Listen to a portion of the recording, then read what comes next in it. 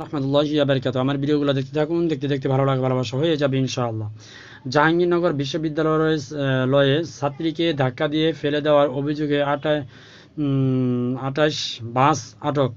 আসুন বিস্তারিত দেখি। জাহাঙ্গীরনগর বিশ্ববিদ্যালয়ে এক ছাত্রীকে বাসে ওঠার সময় ধাক্কা দিয়ে ফেলে দেওয়ার অভিযোগে ঢাকা আরিচা মহাসড়কে চলাকালীন রাজধানী পরিবহনের 28টি বাস আটকে রেখেছেন একদল শিক্ষার্থী।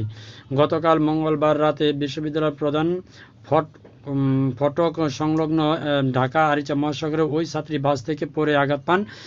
তিনি লোক প্রশাসন বিভাগের শিক্ষার্থী। পরে তিনি বিশ্ববিদ্যালয়ের চিকিৎসা কেন্দ্রে চিকিৎসা নেন।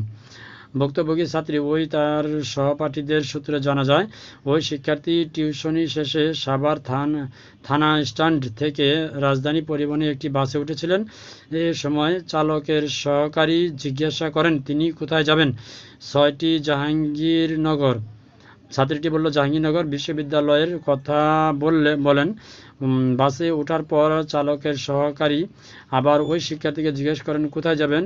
এবার জাহাঙ্গীরনগর বিশ্ববিদ্যালয়ে যাওয়ার কথা বলার সঙ্গে সঙ্গে চলন্ত অবস্থায় চালকের সহকারী তাকে ধাক্কা দিয়ে ফেলে দেন বাস থেকে। পরে তিনি পড়ে আঘাত পান। এ ঘটনা জানাজানি হলে তার সহপাঠীরা রাত 8টার দিকে রাজধানী পরিবহন বাসগুলো আটক করতে শুরু করেন। তো এমন ঘটনা আসলে কি বলবো, বলার মতো কিছু নাই। তবে বাস মালিকের সেই বাসটা ধরে ফিনিশ করে দেওয়া উচিত। ভালো থাকবেন।